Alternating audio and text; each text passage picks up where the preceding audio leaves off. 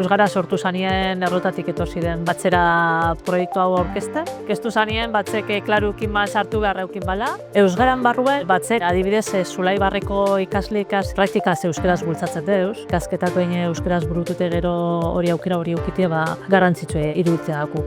Batzek Eusgaran barruen hizkuntza politika orokor bat landu izan deu. Zenien hizkuntza paisaia, laneko euskara irizpidea, euskara klaseak eta barneko eta kanpoko harremanak euskeraz nola egin eta izango diren batzen da bezena. Eusgara proiektuen barruen, batzek bikaineko goi mailako ziurtagirize lortu deu, urrezko ziurtagirize. Hirugarren aldize da presentetan izan garena, 2019an presentatu izan ginen, ziarra lortu genduen.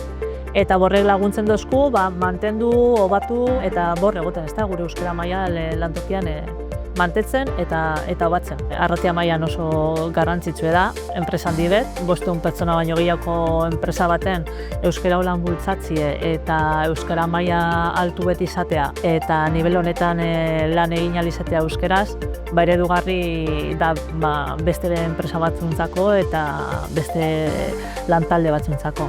Eusgalak emoten dozkune atzenean da erramenta importante bat, lanean euskara indartzeko eta bere presentzia egunerokotasunan izateko. Hori uste dut oso garrantzitsua dela gauzen inguruan.